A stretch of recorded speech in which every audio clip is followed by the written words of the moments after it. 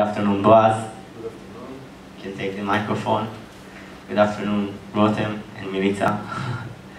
So, we're going to talk about activism. Activism is a serious thing, you know? I'll start with questions for you, Boaz, okay? First of all, I would like to know what inspired you, your liberal ideology, and the course you chose for yourself. Well, I would say that reading The Fountainhead when I was 16 was the major factor here. And usually I was following what I love, always. I believe that you should do what you love and love what you do and judge them rationally.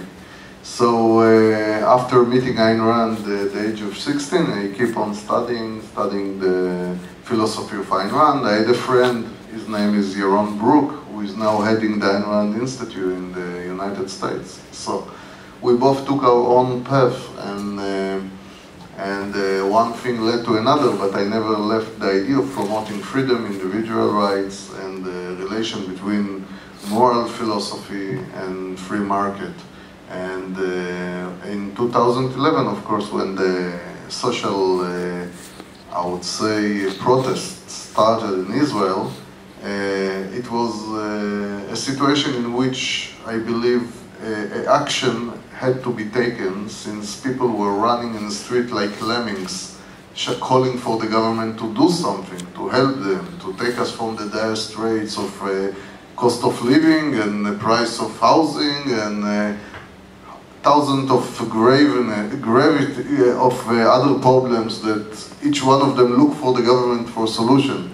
And this is the point where the Israeli freedom movement actually was established in order to tell people the problem is not doing enough by the government, but doing too much. Right, that was the trigger. Yes, it was. Okay, what are the main goals of the movement and what issues does it focus on?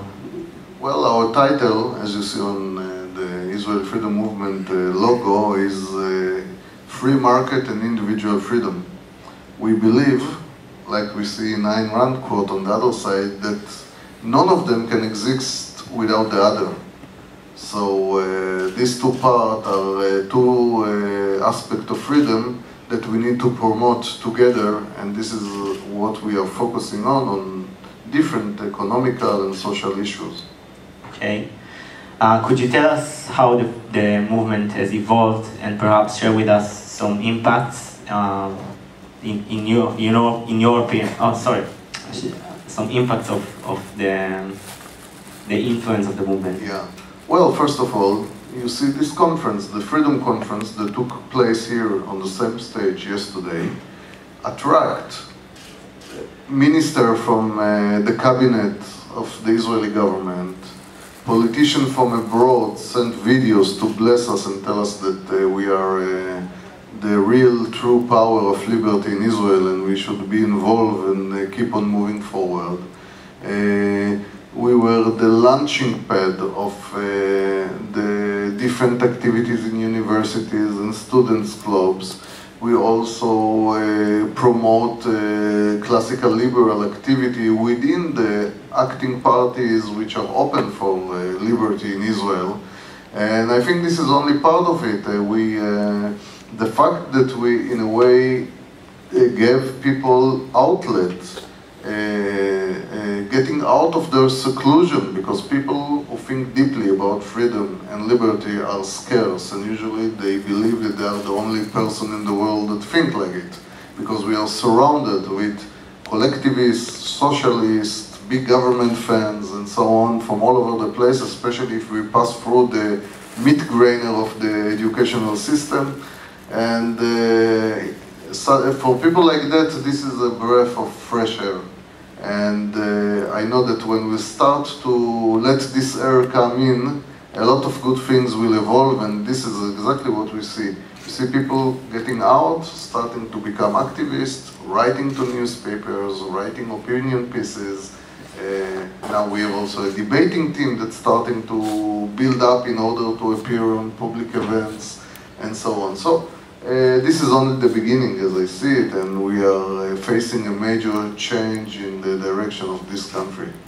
Okay, but what you just said leads me to the next question I wanted to ask. There are many different attitudes and aspects, of liberalism, and you can see in Israel as well in other countries many different people and types of liberals, such as libertarians, classical liberals, right-wing, left-wing.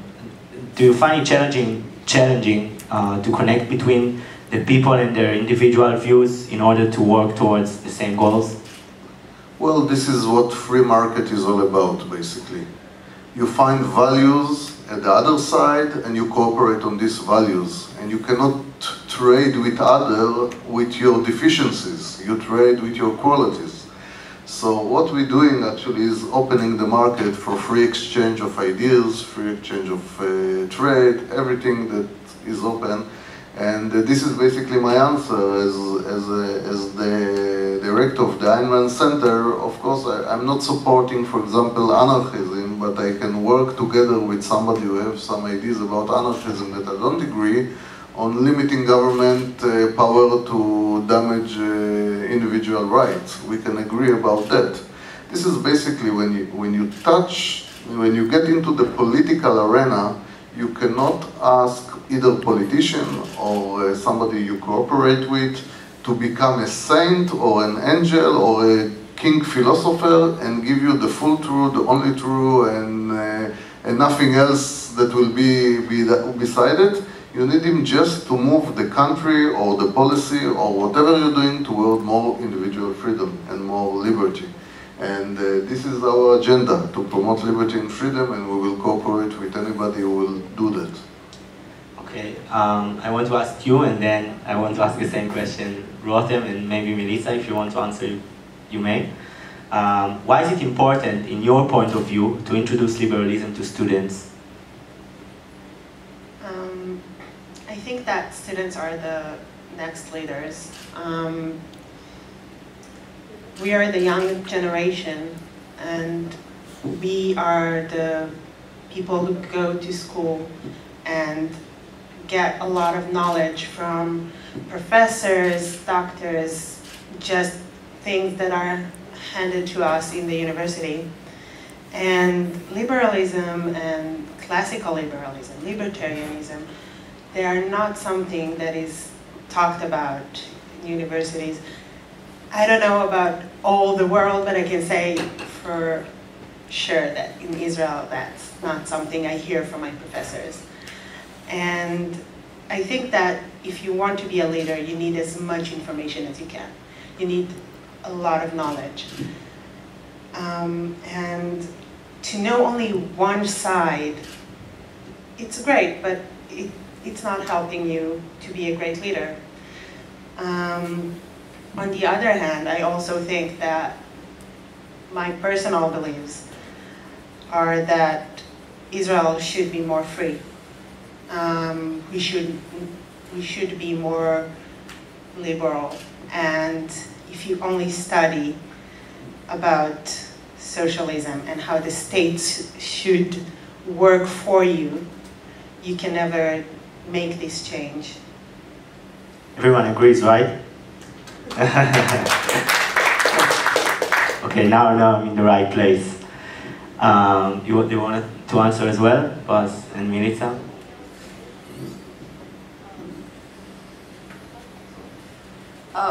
Well, first of all, thank you so much for inviting me. It is a huge pleasure to be here. This is my first time in Israel. And of course, I would like to thank Anna. She's a great leader, and thanks for organizing this event. And well, as Rotem said, like traditional system of education, either in Israel or Serbia, it's just like you cannot learn a lot about these ideas. So I definitely think it's very important to start even with high schoolers and to teach them those ideas if we want new generation of leaders.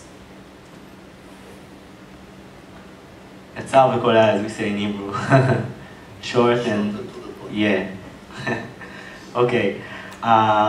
Rotem, how did the connection between you and ESFL started? Inside the Hebrew University, there is a lot of American students, and I met one student. She's not here today, but I will name her because I owe her my place today in Students for Liberty. Her name is Sarah Lea. And she told me about Students for Liberty in the States. And I knew about some people who was there. I didn't really know what it is all about. And then the registration for local coordinators program started. And she told me, you have to register, you have to do that. You're an activist, you're good at what you do, you really should do that. And I was reading a little, I didn't know if I'll have time, and she really pushed me into that. So I registered, and the rest is history, as they say. Tell us about your experiences while working with ESFL since you started. First of all, I think that the best thing about Students for Liberty is that you know you're not alone. Because just sitting in the university, in the class, you see the students that react the same way that you do to what the professor says. Sometimes they say something that you don't agree with, and there's those students that you look at and they all go like, no, I don't agree with you.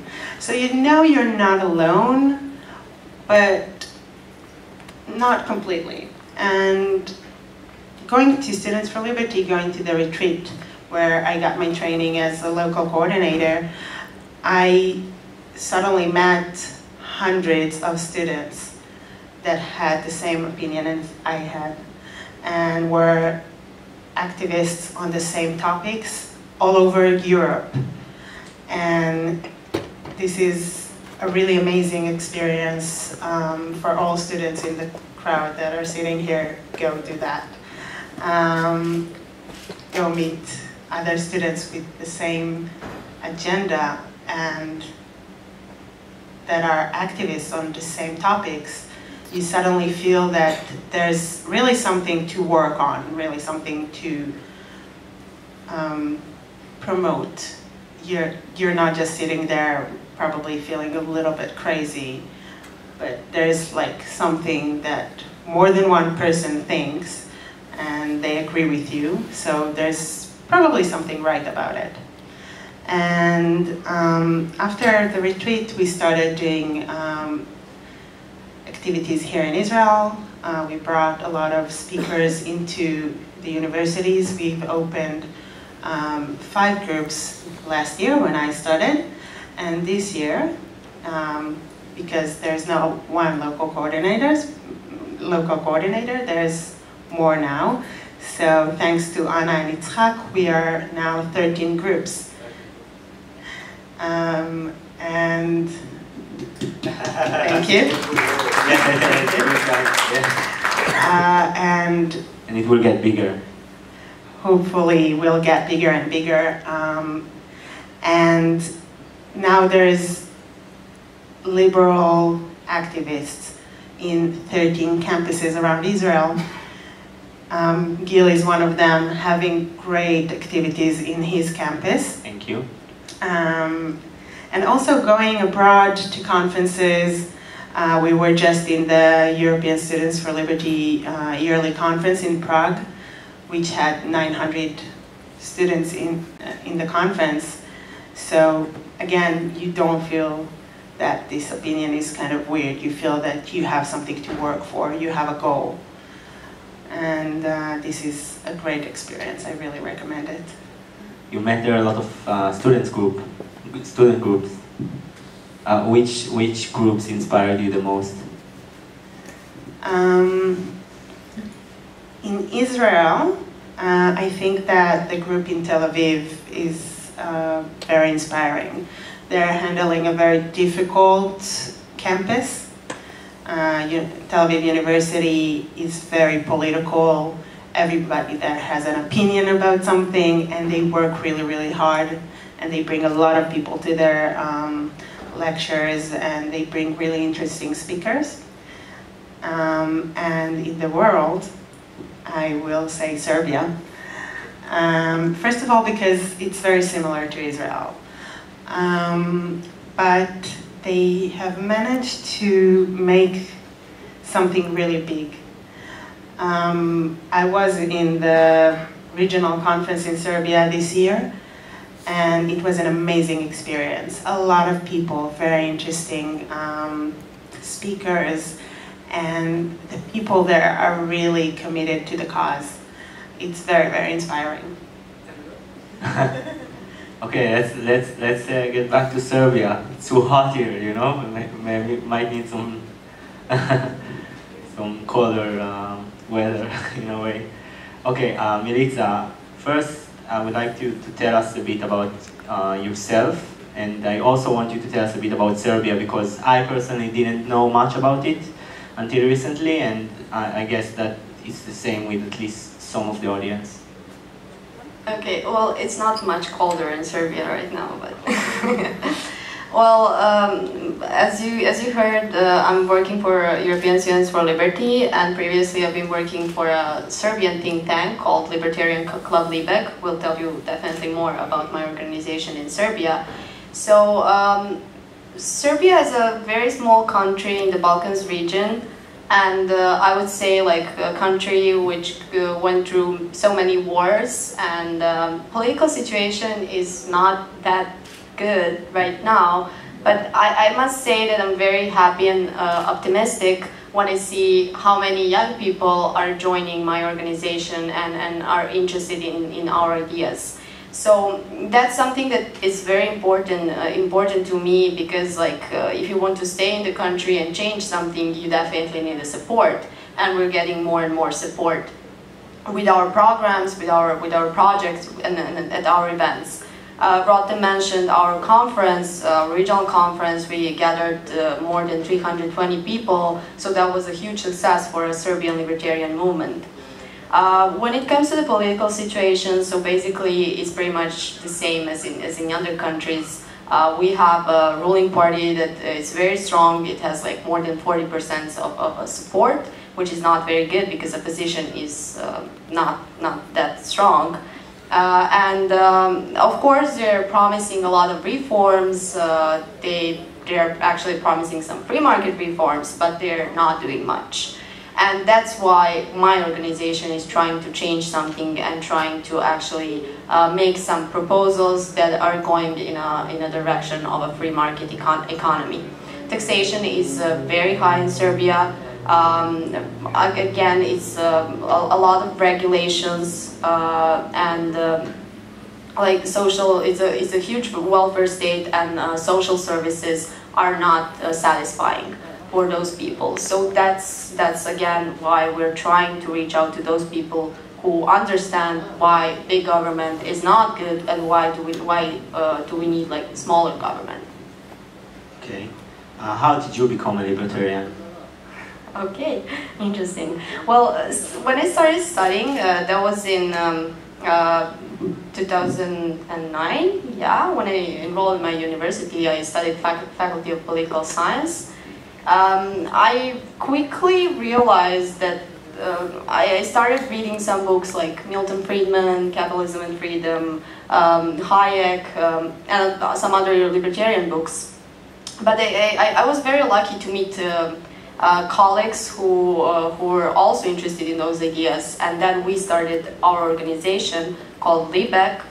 And I can tell you more about organization, or do you want to like hear my personal story? Let's focus on your personal story. Okay. So basically, that's how I got interested, and then I just started learning more and more. And of course, as Rotem again said, it's very important that you meet other international students who are like-minded. Because if I stayed only in Serbia and just reading books and not doing any activism, that would not help me to grow professionally. So basically, I joined very quickly European Students for Liberty, where I got a chance to meet all of these amazing people and to actually hear some of my favorite speakers at some conferences, and that's very important. When you discuss with people, when you just share ideas, and when you attend events like this one, you just get to actually get to know more people and to share your ideas. Okay, I want to ask you more about Libek, but you brought a video that shows better than anything you would say, I think, that what's going on in Serbia and with Libek, right?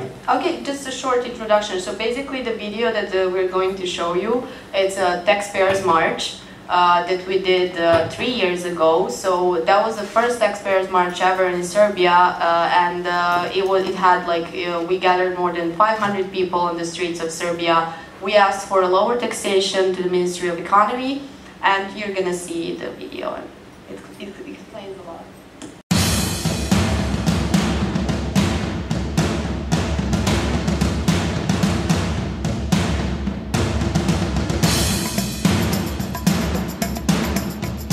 Ne postoji državni novac. Postoji samo novac poreskih obveznika. To je vaš novac. I think that actually really inspired people, that actually they had a duty to hold these big governments or big companies to account to make sure they spent their money wisely. If people can feel and notice that you serve, not govern, there is a chance.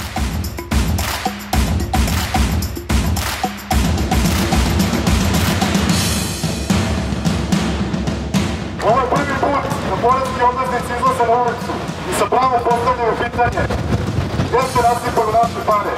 Želimo da postavljamo jasnu poruku da je naš novčanik za nas svetija, da su našem novčaniku odricanja za bolju budućnost.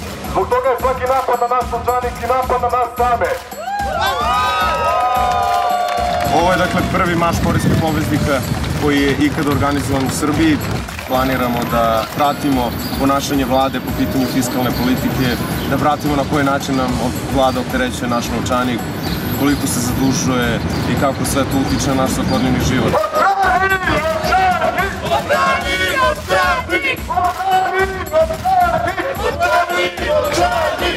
Država uzima pola svega što zaradim, uzima petinu moje potrošnje i onda taj novac koji bi ja nazvao pljačkom troši ne iracionalno, nego neodgovorno. Niži porezi!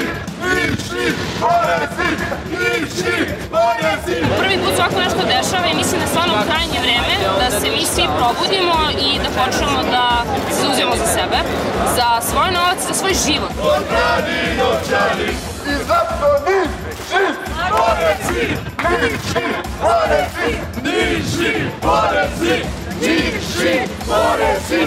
Niži porezi! Danas mi je srce puno i danas mislim da je lep dan za sve građane Srbije, za sve ljude koji nešto rade, pokušavaju da rade na sebi, da naprave neke male promene i bez neke velike pompe, velikih reči, visokih politika naprave jedan korak napred u svojim životima. Zahtevamo da nas vlada manje oporezuje.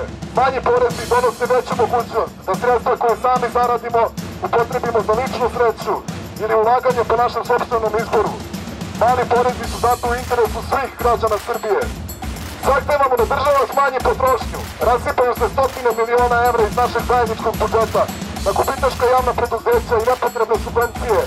Zahtevamo da se država manje zadužuje.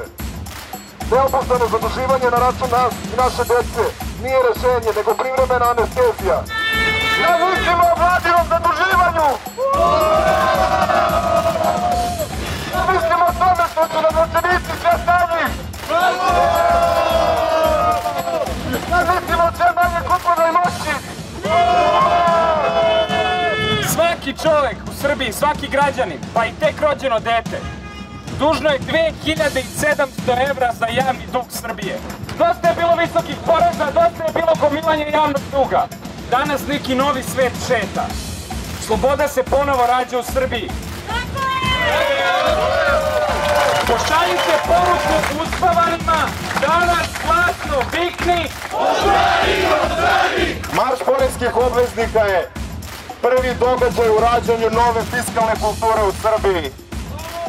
i kada jednog dana platite niži i pristojan porez u Srbiji, možete s ponosom da kažete gde ste bili 8. juna 2013. godine. Niži porezi, niži porezi, niži porezi, niži porezi, niži porezi.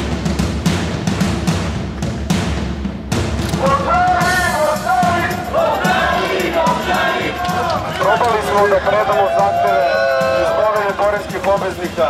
Sačekao nas je ljubazni gospodin iz obezbeđenja koji nema ovlašćenje da primi zahtev građana, jer niko iz ministarstva nije tu. Ovo je samo poruka da ćemo jako dugo i uporno obraniti svoj novčanik. Odbrani novčanik! To je moj novčanik! To je moj novčanik! Zašto brani svoj novčanik? Zašto brani svoj novčanik? Ovo danas ovdje nije ideologija, nije politika. Ovo danas je jedan refleks i jedna emocija. Refleks kao obruču koji se stegao na našim novčanicima i emocija kroz ljubav prema slobodi.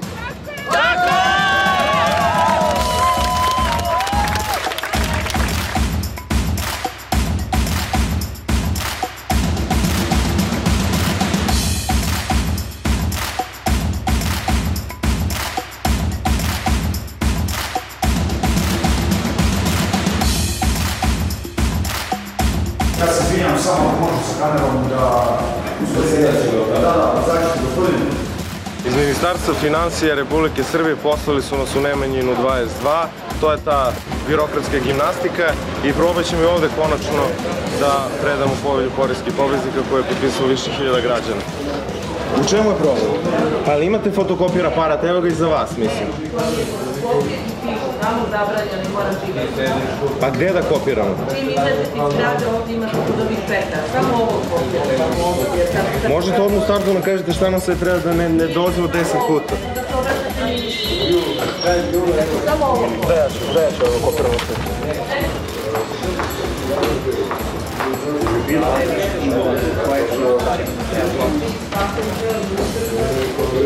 To je to, tako.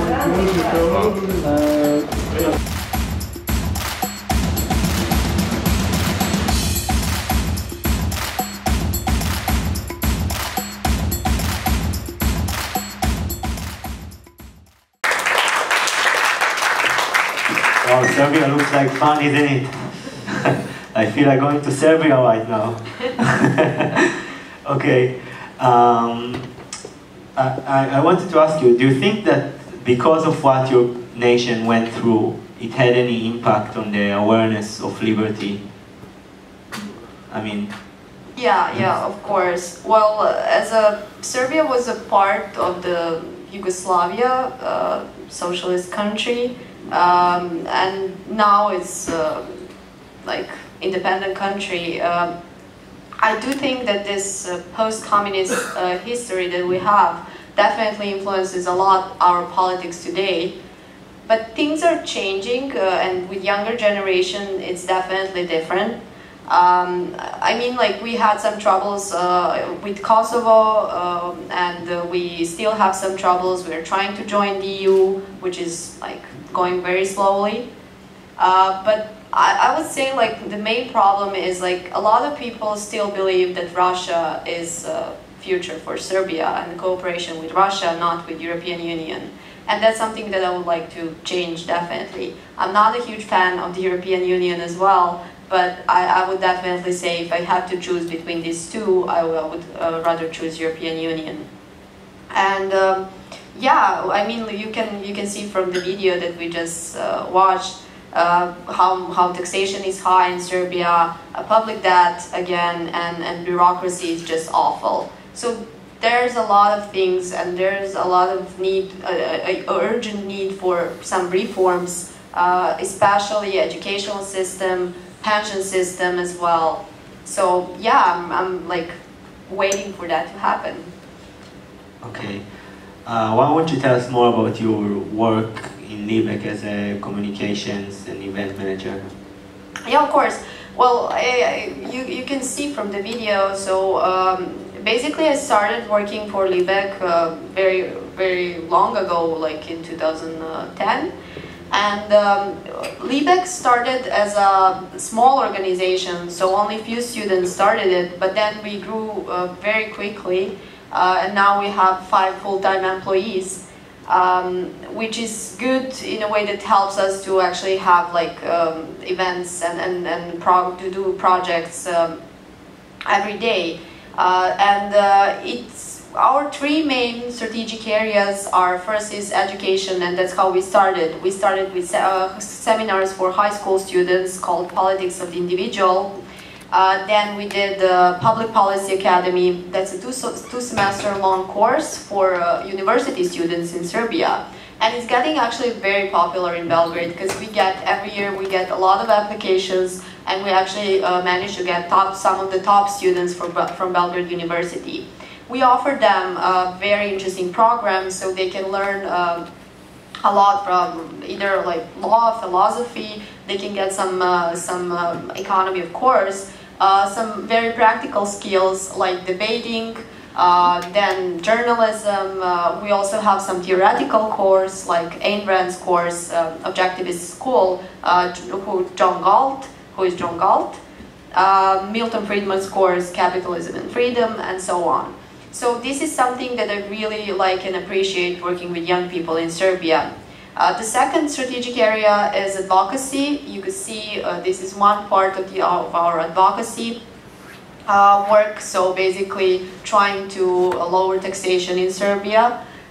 We did 3 taxpayers marches so far, and we are part of, that's our 3rd pillar, and that's economical and social research. So we have our research unit, and they're working on some policy proposals. The most recent one was about voucherization system, voucherization high schools in Serbia. So we actually presented that to the Ministry of Education, and we're also part of the National Parliament's Economic Caucus, which is very, again, important because we're that small and we want our voice to be heard, even in National Parliament, because they're making all the decisions. So, did you get any response from the Ministry of Education? Yes, we were actually presenting this to the Ministry of Economy, and of course they're not planning to do it right away, but they kind of like the idea, and it's very important that we get into the media and that we get more supporters. They like this idea, so actually that they can make some pressure on the ministry to think about this. It's interesting because our Minister of Education, the current one, used to be the Minister of Economy, and then when on his last job he said that the voucher system should be promoted, and right now I think he forgot about it. I'm not sure. Anyway, tell us about your work in ESFL since 2013 until now. Yeah, well, after I joined Libek, I very soon joined the European Students for Liberty as well, where I started as Rotem, as a local coordinator for Serbia. And I quickly realized how great this network is, because it's not only a network of like-minded students, it's only a network of friends. So that's very important to me. Wherever I go in Europe or US or any other continent, I can find some ESFLers, and that's something that I really appreciate. When I started as a local coordinator, then I joined the executive board of European Students for Liberty, where I worked with the Black Sea region, including Israel. I know it doesn't make much sense geographically, but I was actually very lucky to get a chance to work with Israel, because I got to work with Rotem, Anna, Isaac, and that was very, because you guys are doing a great job here, so congratulations to all of you. And yeah, that's why I'm here today. So then after being in the executive board, I started working for ESFL, now organizing events across Europe. And that's definitely something I really like, and again, it's a great opportunity to meet. You get to fly a lot. Yeah. You just came back from Georgia, right? Yeah, I just came back from Georgia, organizing a leadership forum there. And it's really great experience. I mean, meeting all the libertarians around the world. So I would definitely recommend to join. If you're not in the network, join our local coordinator program. Applications are now open. You can definitely talk more to Anna and Rotem and Isaac, because they've already been LCs here. And Gil recently joined us, so. Okay. Back to you, Boaz. Okay. The movement, the Israeli movement, has a very detailed platform or vision on its website, where it covers some big issues such as opening the market for competition, lowering tax burden, allowing freedom in education, progressing responsibly towards a professional army, and more. But naturally, it's easier said than done. How does the movement promote all this practically, and which of those issues are most important as well as applicable in your perspective? Well, before I get to the question, I just want to mention one resemblance that I see between Israel and Serbia. Israel enjoyed the fact that about 1 million immigrants from Russia, Soviet Russia, former Soviet Russia, came over, and they still remember how it was. Because people tend to forget very easily, and I think this is work for our benefit as well as for your benefit, to remember the alternative and remind people about the alternative. So this is just to mention it. Now, in respect to the wide variety of subjects that the Israeli freedom movement is tackling in a way, I see it as an integration. It's basically the same basic ideas applicable to different issues. It doesn't matter if you're talking about trade, or if you're talking about army, or if you're talking about the relation between you and the government, which are here to serve us and to protect our rights. The same thing with our army. It's here to protect our right to life against aggression and so on. It's not here in order to violate our rights. So basically it's the same issue, and we're looking for, I would say, allies within the political arena, within the intellectual arena, and so on. And we're growing by, for example, cooperating with prominent economists, like the people that stood on this stage yesterday, like Professor Omer Moab and Dr. Sarel and others, cooperating with organizations and cooperating with politicians who have certain agenda that co-align with our philosophy. When Moshe Feiglin was serving as a deputy head of the Knesset, deputy chairman of the Knesset, he established the professional army caucus at the Knesset, and then we supported, we facilitate, we participate.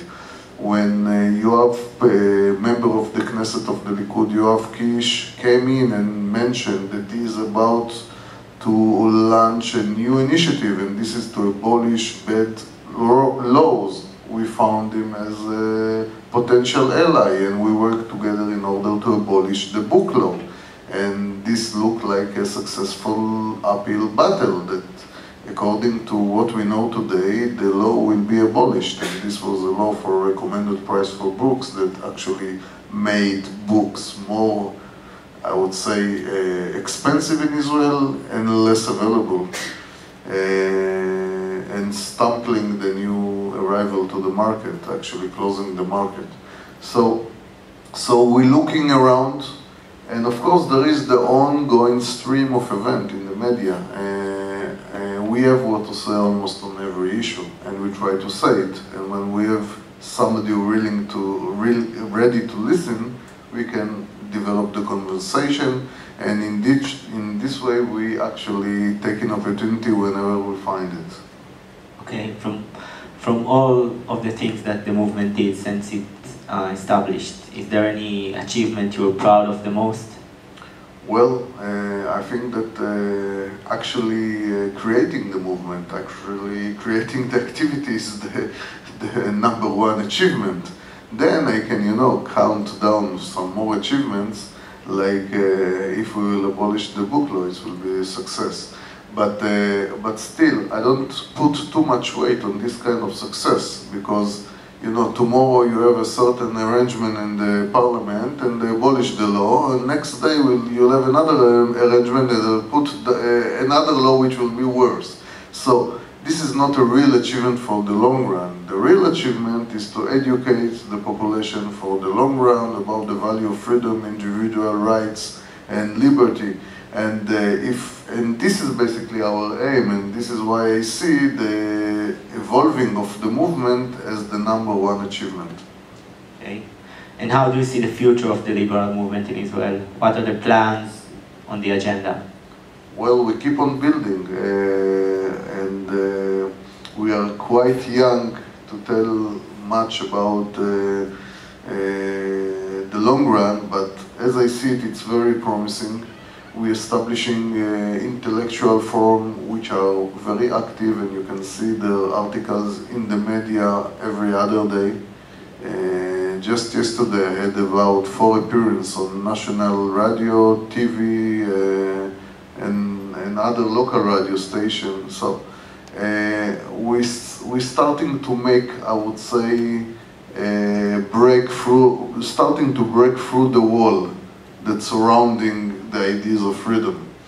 And I think that this will grow even stronger by building step by step a strong intellectual ability, educating intellectuals, training them in writing, in speaking, and you will have a demonstration tonight watching the first appearance of the new Liberty debate society that we established, and in order to train young intellectuals in debating, in argumenting, in building an argument, logical, establishing their idea in a way that will be that could be convincing and stand under attacks. And we'll keep on this work. We're also developing courses and lectures, and I think that altogether we just need to increase the effectiveness of this activity, and we'll make the change. What about more protests, as we saw in the video? Again, the question? What about protests? What about the protest? Well, we already established, for example, May 1st as an annual protest day against the central planning and the evil of communism and socialism. It became a tradition. And it's become a tradition. We already had 3 rallies since the beginning of our activity. And, you know, 1st of May was, I would say, the field ground of the leftists. They were over the media, all over the place, reminding the good days of the workers' unions and so on. And nobody came to answer them. So by arranging an annual day of protest, we called it a Memorial Day, we were suddenly posing the broadcasters and the media with somebody to balance with. So sometimes you just need to create the event, to create the stage in order to be called, and not sit and cry why nobody called me. So this is basically what we did in 1st of May, and we also taken advantage of other events that we can go out and demonstrate when certain issues that endanger freedom and individual freedom are on stake. We are going out, and we should keep on doing it. Thanks, Boaz. I want to ask Rotem and Milica the same questions about the future of ESFL in Israel and in Serbia and Europe. Well, I think that the goals are very similar to what Boaz just said. In Israel, it's growing. Get to more campuses, having more activities, more activists, And I just wanted to say that watching that clip that Milica brought, here in Israel we had a protest in 2011 that brought to us the Israeli freedom movement. But the protest on the street sounded very different from the one in Serbia. It was all about, like, government, please help me. And I think that one of the goals for Students for Liberty is to change this within the young community, within the students community. I hope it will get to people that are not within the academia, but to change this mindset that we're educated to think that if something is wrong, then the government should do something about it, and not having to do something about it by ourselves. Well, we started like in Europe with 20 leaders a couple of years ago, and now we have more than 200 leaders across Europe. We're present in more than 29 countries. So that's something that makes me feel optimistic about the future of our movement and of the countries that we're living in. I know it's like in Europe it's hard because we have so many different cultures, so many different languages, but then we always somehow gather together, and then we discuss these ideas and read more, and then millennials are just like tending to be more interested in these kind of ideas, and that's something that's definitely bright if we look in the future. And when it comes to Serbia, well, now we're having elections in a couple of weeks, 24th of April, and I'm not that optimistic when it comes to our political situation. I mean, my organization is now trying to see like what are the liberal reforms that every party is offering, but there are not so many. And yeah, they all want to support these reforms, but only on the paper, not in real life. So that's something that should be changed, and I really hope that we can make a way through this, as Mr. Arad said, like breaking some walls in that way. So yeah, I'm still like, I guess I wouldn't be here and I wouldn't try to like do all the events across Europe if I don't believe that this is something that is possible and is the best solution we have. But do you want to say anything else? Just to tell you a little story, when I was standing outside, one of the workers of this place, we are actually sitting in a theater that is dedicated for handicapped people that have a problem of hearing or seeing, or some of them are both blind and deaf. And they are, in order to integrate them in the society, this theater gives them a platform of starting to go on stage and work and assimilate and find their productive possibilities. One of the guys that work in here, which we usually look as handicap or somebody who has a major problem and need help, came to me and asked for a book by Ayn Rand. And I use a translator and asked him, how come, how did you heard about Ayn Rand? And usually the antithesis of what you expect from people who need help from the government and so on.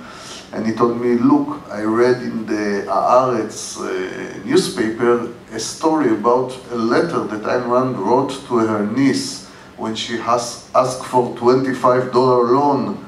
Haaretz tried to pose this letter as how terrible this Ayn Rand, that demand responsibility and demand accountability from her niece and taking seriously the money of other people work for and so on.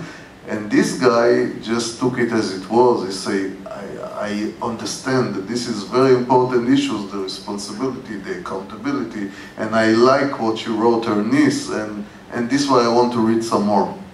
So this is basically what we need to do. We need to go out to put out the values of the internal values of of being moral person, of being productive, of being a valuer of a real values that make life better, and teach moral philosophy. And this is basically, this is the base to a change, and this is how I see our role, and I think we're doing very well by just promoting, putting up the materials, offering the courses and so on, and we should keep doing it.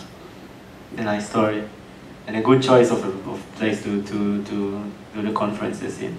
Okay, I have more questions, but I want to take time to give the audience the chance to ask more questions. So we're going to take one microphone. Anna, you're going to take it? Okay. Huh? Okay, great. So you begin. No, we should give them. Just the result. There will be no feedback. Hey. I have a question to Melissa. You know, I was thinking about the leadership, about the image of leader. What is leader? Can you tell me about specific activists in your organization? Can you think about someone which is most dominant, most activist, most has much more influence? Can you describe him just to depict the image of leader in Serbia? Yeah, of course. Well, I wouldn't generalize this in a way that a leader has to have. I mean, definitely you should just be very open to people and just like try to get as many people to support you.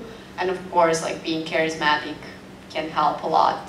But again, I wouldn't generalize because like you can create a leader of yourself. You're not like born as a leader.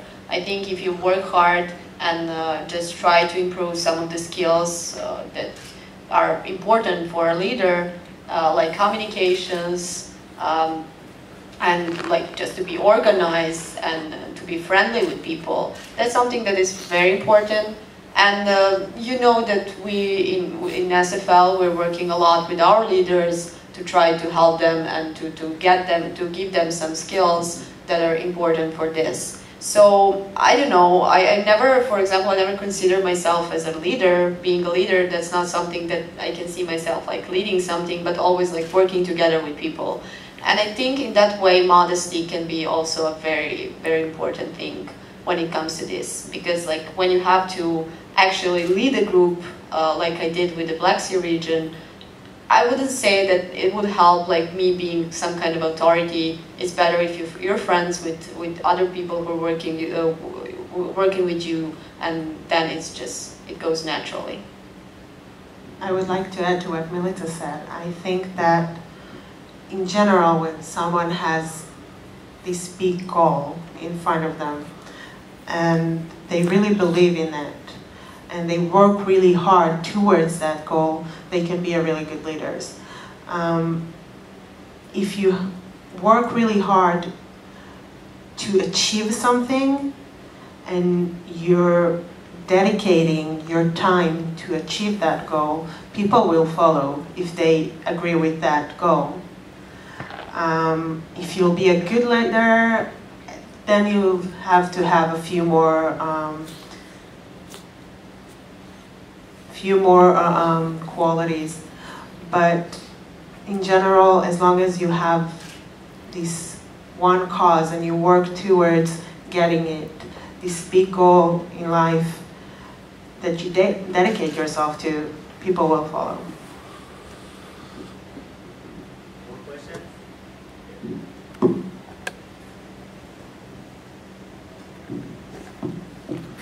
Hi, my name is Dan. I have one question for Boaz and one for Milica. For Boaz is, what do you think about a youth movement in Israel, a libertarian youth movement in Israel? And for Milica, what is the Serbian libertarian movement's view on the Israeli-Palestinian conflict, if any? And do you see a similarity to the Serbian-Kosovian conflict?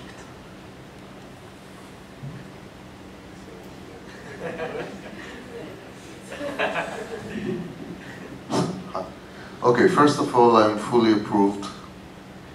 but it's not depend on me only.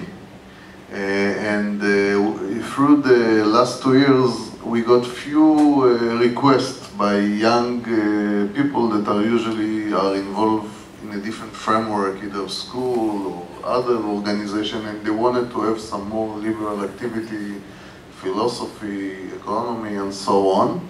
And I always say, okay, let's go for it, and we'll supply lectures, we'll bring people, we'll try to help with funding, whatever. Usually it didn't took off. We were still waiting to the young leader to start the activism actually on ground. And usually it's very difficult for young kids since they are involved in a very, I would say, closed system and environment, and we are not living in a place that give you the freedom to develop the activity that you like. So it's a bit difficult, but I can tell you that I fully approve and I will try to support it any way I can. So this is to answer your question. I hope you will be the one to start it. Okay? Okay, a very interesting question. As an organization, we don't have any general view on the issue. It's only individual standpoints from our group. So basically, I would say actually some of my friends established Ben Gurion Center in Serbia. So we do have some Israeli lovers in Belgrade, and that's how I actually learned more about the political situation here through my friends. So yeah, but no stand on that from an organizational point. Like I can give you some Iron Institute perspective on it, but unless you already know. Yeah. But basically, I think that the application of freedom and human rights means that if the one that promotes more liberties should prevail in any conflict. Okay, one question?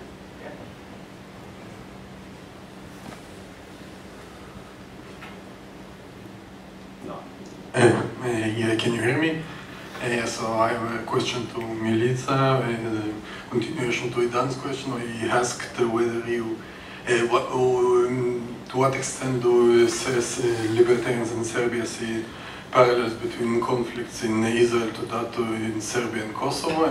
But I would like to hear how do libertarians in Serbia tend to view what is their view on the conflict of Kosovo, and what do they think is the solution to that? Well, again, that's a very individual thing.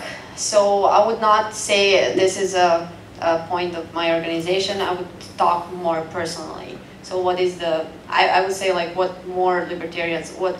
libertarians in Serbia think about this issue. Unfortunately, Serbia has a lot of nationalistic people.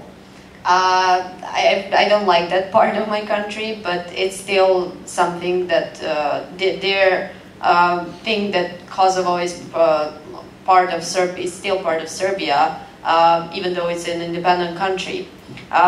When it comes to my point, I really think that we should not, that should not be something that we should still have a conflict because I have friends from Kosovo, and I really think that our government should just help our people there and not going into deeper conflicts after that. But I think nowadays this is again also something that is changing. It's the situation is better.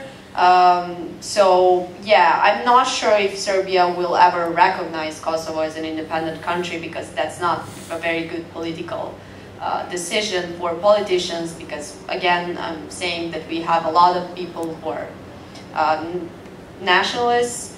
So, but yeah, I do think that again, younger people are not seeing this as a huge issue anymore.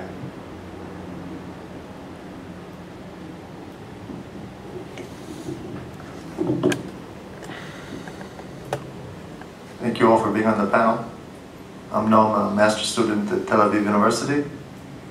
My question's for Milica, more on specific politics, or more related to Serbia than Israel, but maybe the panelists, as members of the European Students for Liberty, can also elaborate. Do you, as an organization, European Students for Liberty, have a position about open borders in general within the European Union, and particularly regarding the mass migration, fleeing Syria, and other movements of peoples from the Middle East, many of whom, without stating what I say is fairly obvious, do not share values of individual liberty or come from cultures that share values about individual freedom and liberty? Yeah, of course. Well, our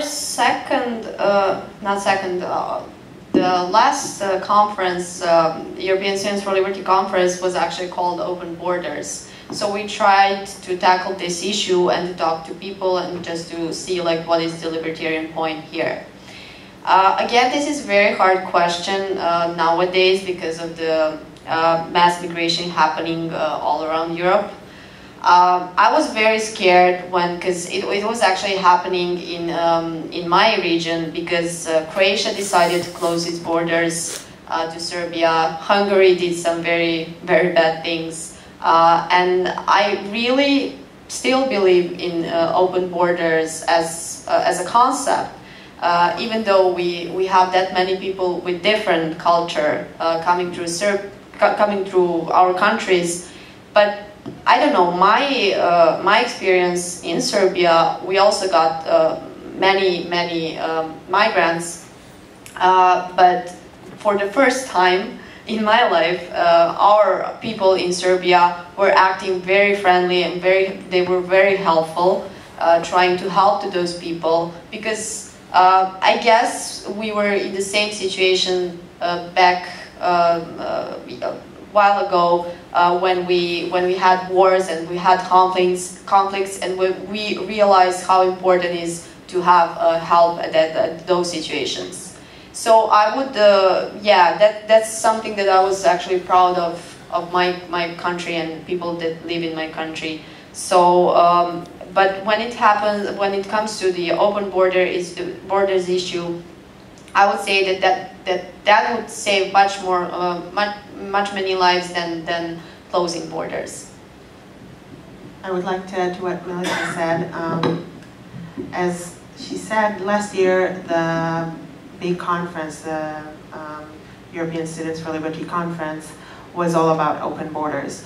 But it was a discussion. It wasn't something that each speaker had a specific point of view and that's what we were selling.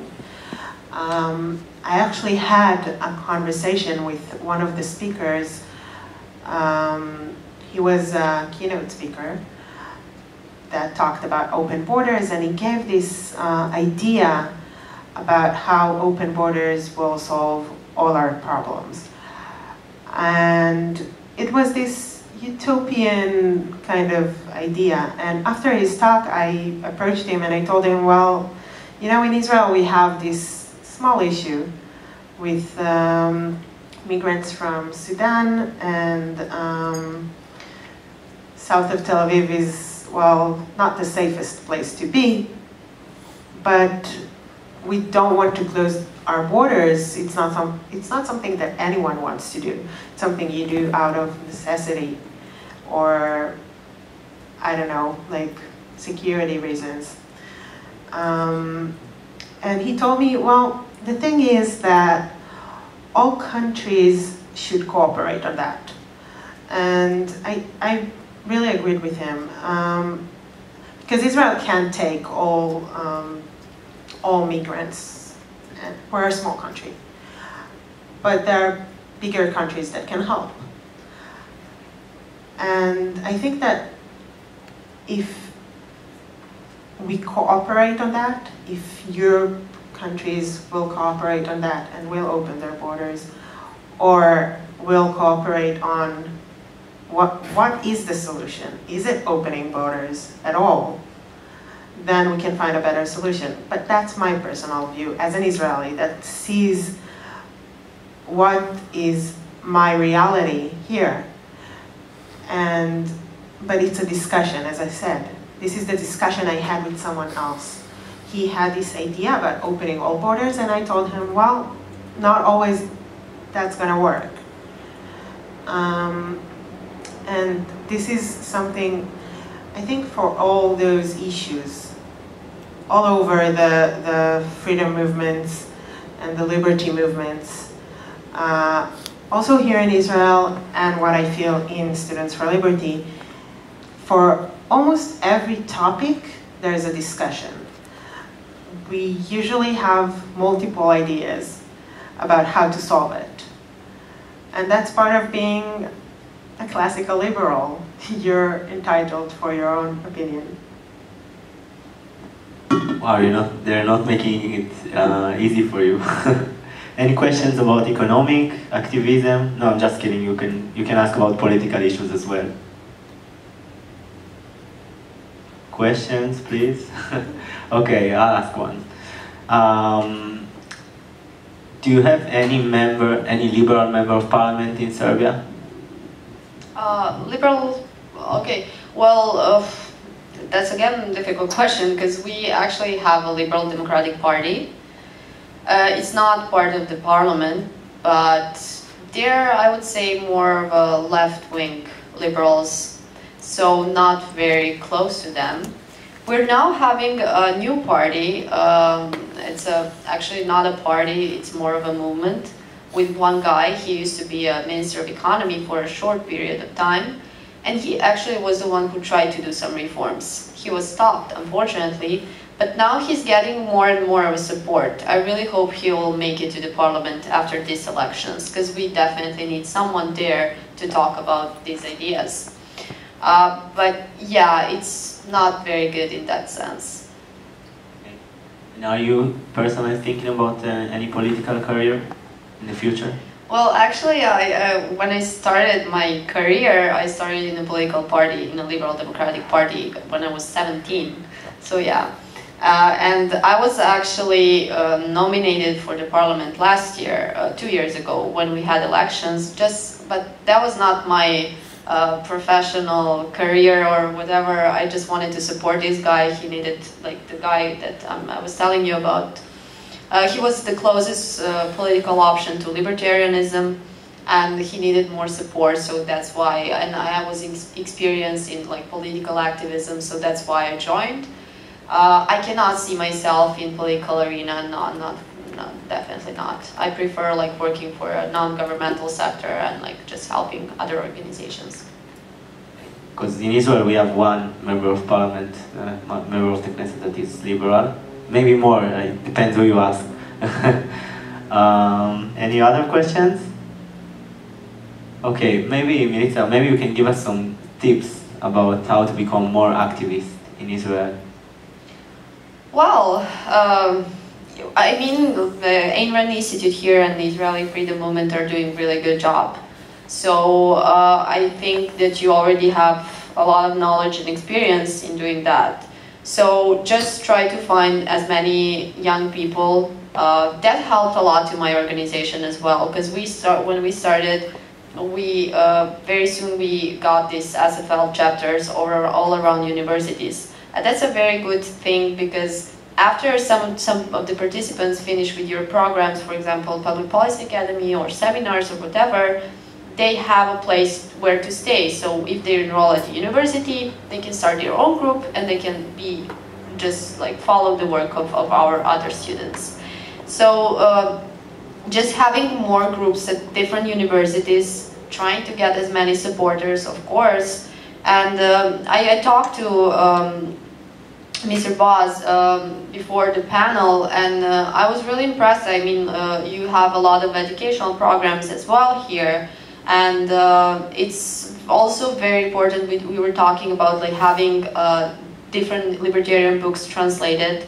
That's something that helps a lot to get more people interested in your ideas, because not all the people speak English or any other language that you have a book on. So it's very important if we can do that as well.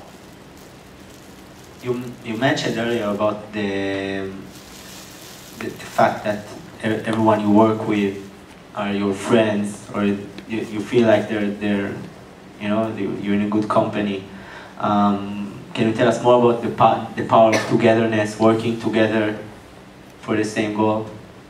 Yeah, well, I'm pretty sure like everyone agrees here that you cannot like do activism alone, and you definitely need people. And if those people are your friends, then it's even better. So whenever I'm doing an event in Serbia or organizing something, I really like to have like volunteers and group of people I'm working with, like that are actually my friends and my colleagues and that I can work with. It's always easier.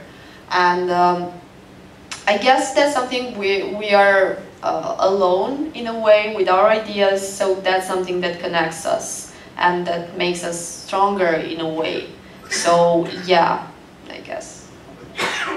I'll ask you, and then Boaz and Rotem could respond as well. You must have like non-libertarian friends as well. Or all of your friends are libertarians? I don't know. That's well, sometimes we seem like a religious group to some other people, but yeah, it's like usually when my work is in a libertarian organization and everything else, no, it's yeah, I do have some non-libertarian friends, but they're all like understand my ideas that I'm supporting. And I guess they would also like support them. They're not just active. So I do not have socialist friends.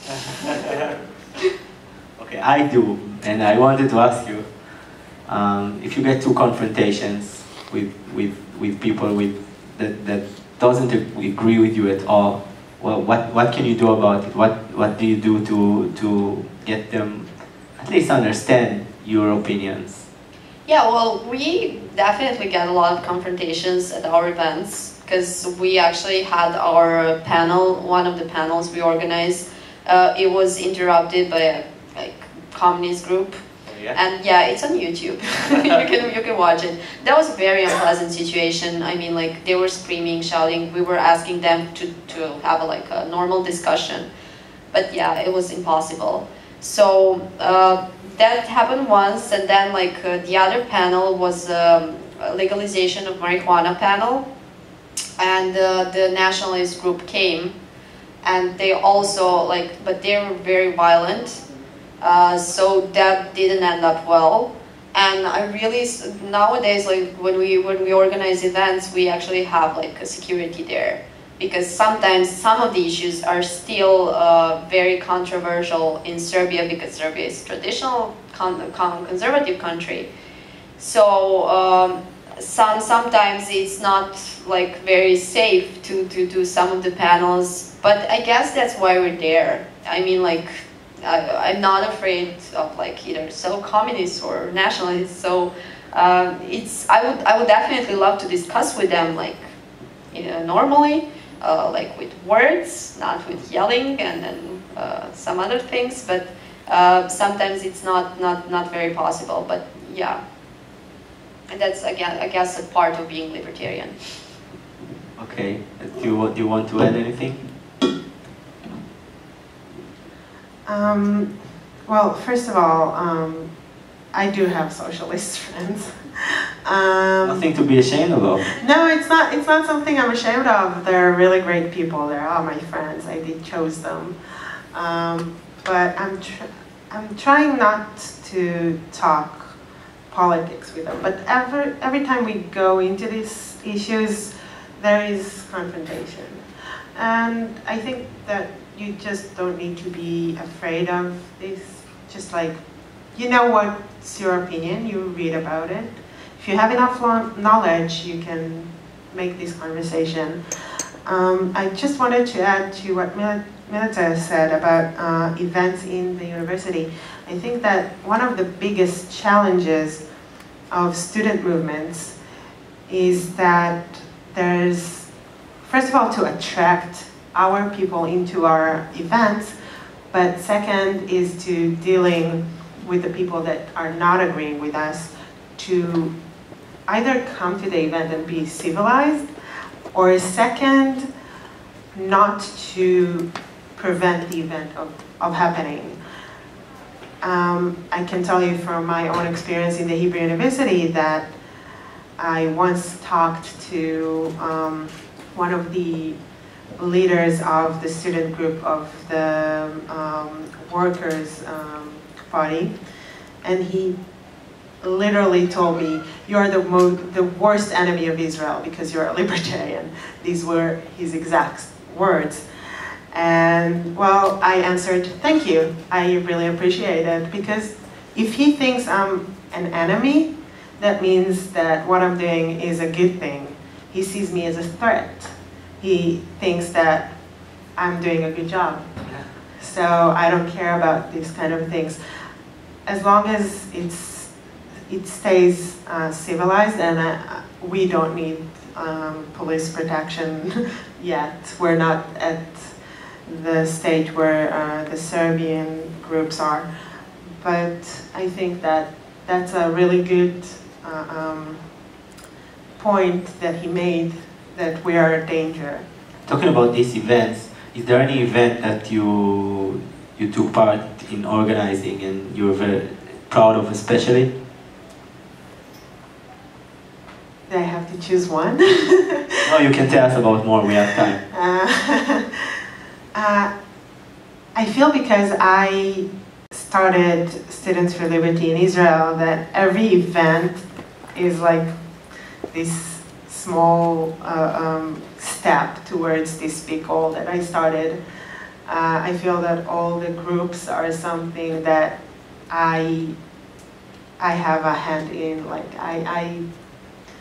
I did something for that to happen. And I think that there was a few events that were in a few campuses. They were all on liberal feminism, and in the Hebrew University what actually happened was very, very interesting, because we had our group in the room, and there were 3 students that are gender studies students that were sitting in the room, and we were talking about legalization of prostitution, which is a very controversial topic, and we were sure they're going to attack, they're going to yell at us. It's not going to be a nice conversation. But by the end of the event, by the end of the panel, actually those 3 students were agreeing with us. So I think that that was a very successful event. Okay. Milica, is there any event that you organized and you're proud of especially? Well, yeah, there are a few of them. Definitely the last regional conference in Belgrade that we organized. That was a huge success, and I'm definitely, like, I was very proud of my team.